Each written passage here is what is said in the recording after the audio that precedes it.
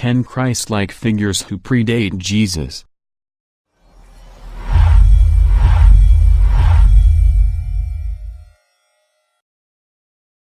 10. Buddha. Both went to their temples at the age of 12, where they are said to have astonished all with their wisdom. Both supposedly fasted in solitude for a long time, Buddha for 47 days and Jesus for 40. Both wandered to a fig tree at the conclusion of their fasts. Both were about the same age when they began their public ministry. When he, Buddha, went again to the garden, he saw a monk who was calm, tranquil, self-possessed, serene, and dignified. The prince, determined to become such a monk, was led to make the great renunciation. At the time he was 29 years of age.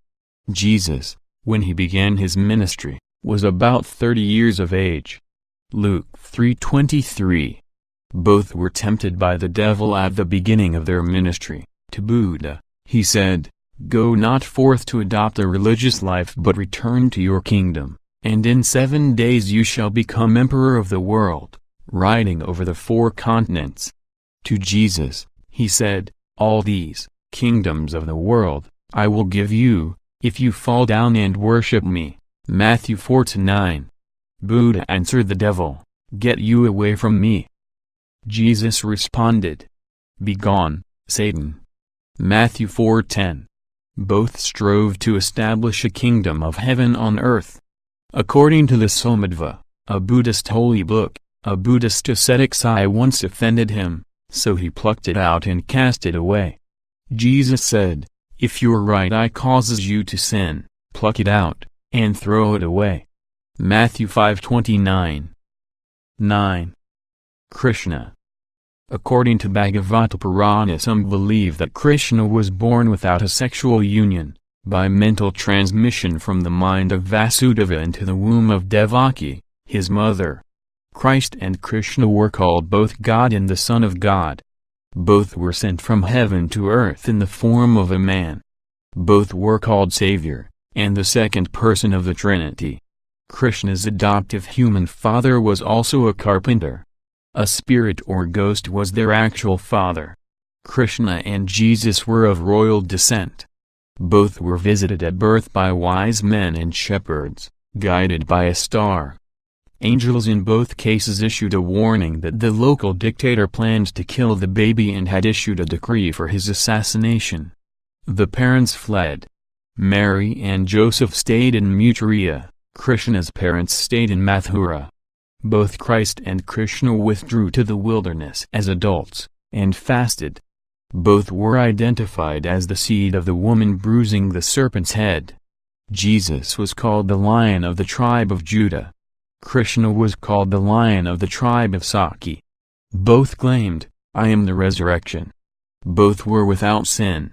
Both were God-men, being considered both human and divine. Both performed many miracles, including the healing of disease. One of the first miracles that both performed was to make a leper whole. Each cured all manner of diseases. Both cast out indwelling demons, and raised the dead. Both selected disciples to spread his teachings. Both were meek, and merciful. Both were criticized for associating with sinners. Both celebrated a Last Supper.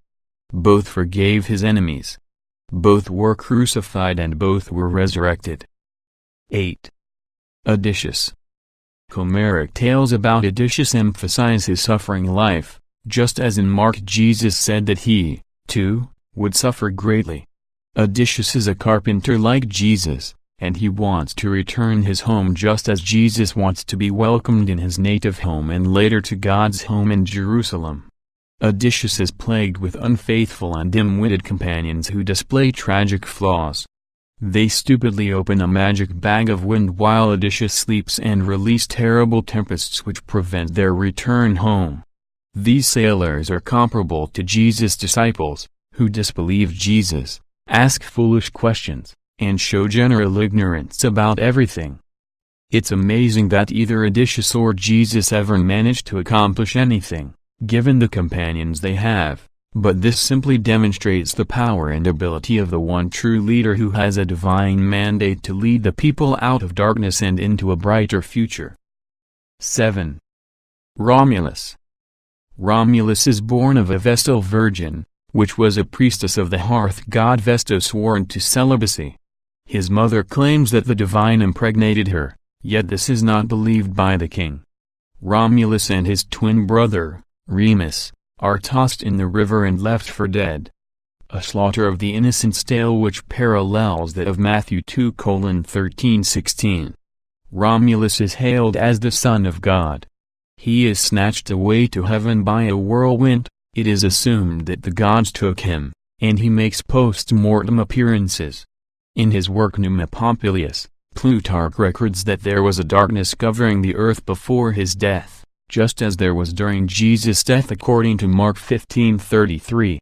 He also states that Romulus is to be known afterwards as Quirinus, a god which belonged to the Archeac triad, a triple deity similar to the concept of the Trinity.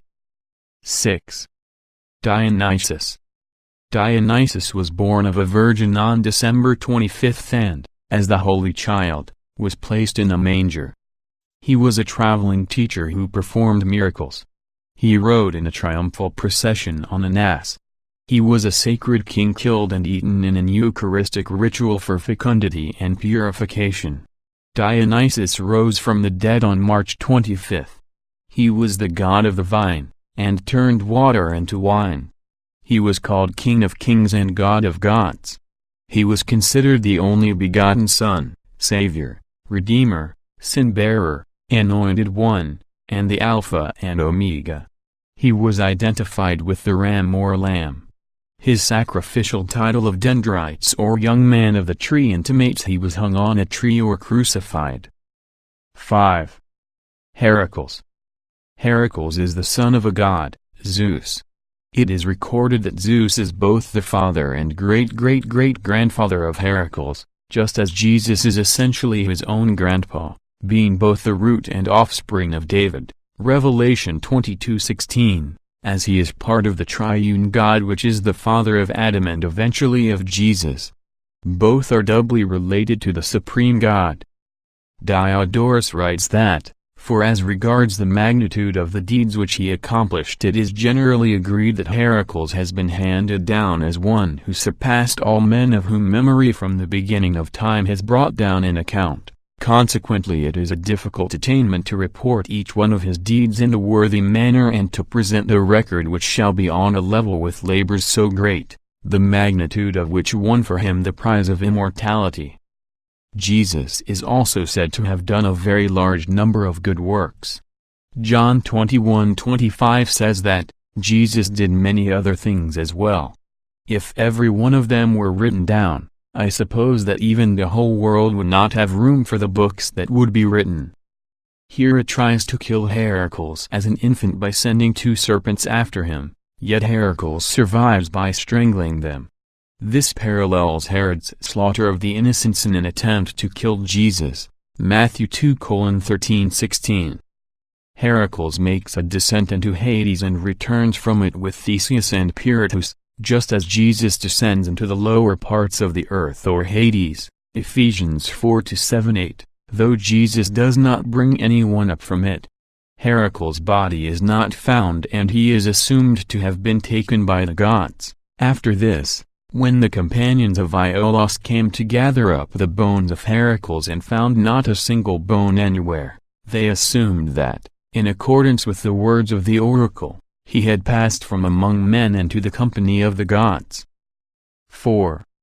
Glycon. In the middle of the 100s AD, out along the south coast of the Black Sea, Glycon was the son of the god Apollo, who, came to earth through a miraculous birth, was the earthly manifestation of divinity, came to earth in fulfillment of divine prophecy, gave his chief believer the power of prophecy, gave believers the power to speak in tongues, performed miracles, healed the sick, and raised the dead. 3. Zoroaster. Zarathustra. Zoroaster was born of a virgin and immaculate conception by a ray of divine reason. He was baptized in a river. In his youth he astounded wise men with his wisdom. He was tempted in the wilderness by the devil. He began his ministry at age 30. Zoroaster baptized with water, fire and holy wind. He cast out demons and restored the sight to a blind man. He taught about heaven and hell, and revealed mysteries, including resurrection, judgment, salvation and the apocalypse. He had a sacred cup or grail. He was slain. His religion had a Eucharist. He was the Word made flesh. Zoroaster's followers expected a second coming in the virgin-born Saoshyant or Savior, who is to come in 2341 AD and begin his ministry at age 30, ushering in a golden age. 2. Attis of Phrygia. Attis was born on December 25 of the Virgin Nana. He was considered the Savior who was slain for the salvation of mankind. His body as bread was eaten by his worshippers. He was both the Divine Son and the Father. On Black Friday, he was crucified on a tree, from which his holy blood ran down to redeem the earth. He descended into the underworld. After 3 days, Attis was resurrected. 1. Horus. Born of a virgin, Isis. Only begotten son of the god Osiris. Birth heralded by the star Sirius, the morning star. Ancient Egyptians paraded a manger and child representing Horus through the streets at the time of the winter solstice, about Dec 21. In reality, he had no birth date, he was not a human. Death threat during infancy, Hera tried to have Horus murdered. Handling the threat, the god that tells Horus' mother, "Come, thou goddess Isis, hide thyself with thy child." An angel tells Jesus' father to arise and take the young child and his mother and flee into Egypt. Break in life history, no data between ages of 12 and 30. Age at baptism, 30. Subsequent fate of the baptizer, beheaded. Walked on water, cast out demons, healed the sick, restored sight to the blind. Was crucified, descended into hell, resurrected after 3 days.